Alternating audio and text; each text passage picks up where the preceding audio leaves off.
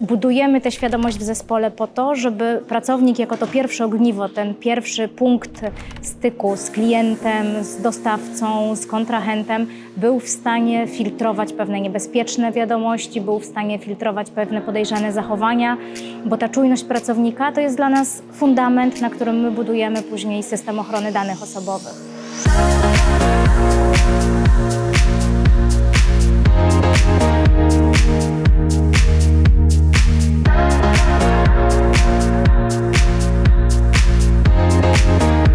To jest kolejny konwent, to jest już 14. edycja konwentu. Na początku było to wydarzenie tylko i wyłącznie stacjonarne, a teraz konwent przeniósł się troszeczkę do strefy online i uczestnicy spotykają się także z wykorzystaniem narzędzi webinarowych i w ten sposób biorą udział w tej wymianie doświadczeń.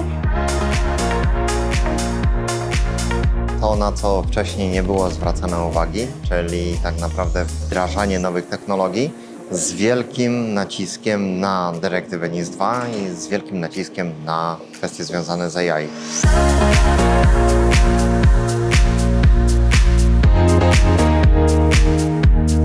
Ty masz wieloletnie doświadczenie w obszarze bezpieczeństwa informacji od lat, współpracujesz z klientami. Co ty wynosisz z takich wydarzeń? Co jest dla ciebie wartością?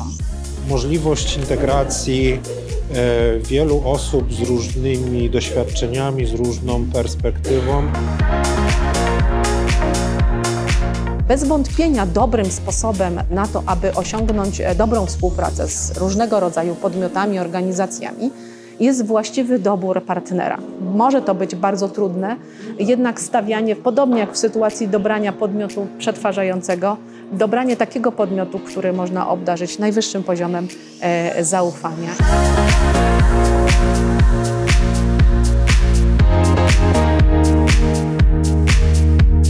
TME bierze udział w konwencie danych osobowych, dlatego aby wyjść naprzeciw swoim pracownikom, jak i innym osobom, aby szerzyć wiedzę i aby pozyskiwać tam wiedzę od ekspertów.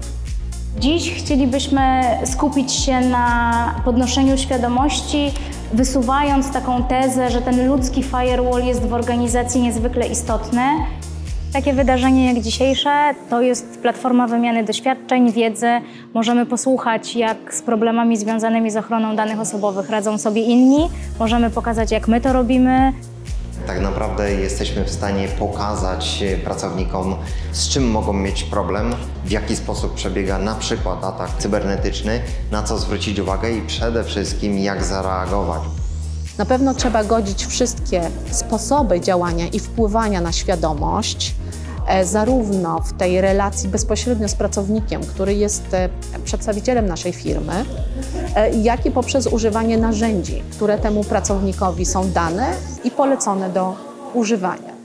Zatrudniamy około 1500 osób, zarówno w części administracyjno-biurowej, jak i magazynowej. I to są wszystko zespoły, które musimy objąć naszymi działaniami, tak żeby w każdym tym zespole zbudować odpowiednio wysoki i dostosowany do specyfiki pracy tego działu poziom świadomości, poziom wiedzy z zakresu ochrony danych osobowych. Fajnymi metodami są kampanie informacyjne, zwłaszcza te kampanie informacyjne, które są przeplatane z elementami humoru, czyli też wychodzimy z taką dewizą bawiąc uczyć. Poprzez wyniki symulacji phishingowych wiemy, gdzie są dziury, gdzie są rzeczy do zaleczenia, do uzupełnienia wiedzy. Ten pracownik ma wiedzieć, jak ma chronić, czyli jaka jest taka podstawowa higiena pracy, jakie jest to codzienne BHP w zależności od tego, gdzie ma funkcjonować i gdzie nas szukać, gdzie zgłaszać. I to jest coś, o co my bardzo walczymy.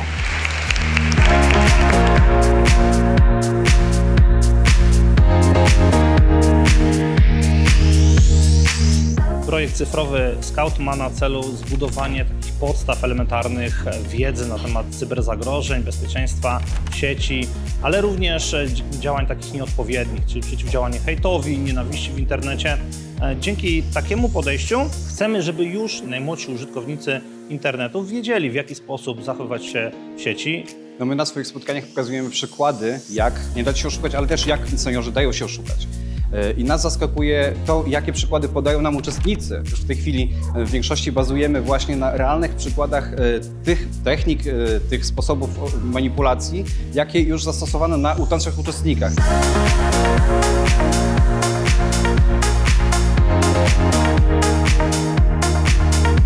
Mamy nadzieję być nie tylko na następnym konwencie, ale na innych wydarzeniach branżowych, gdzie będziemy mogli poszerzać też nasze kompetencje, wiedzę i aktualizować te informacje, które mamy.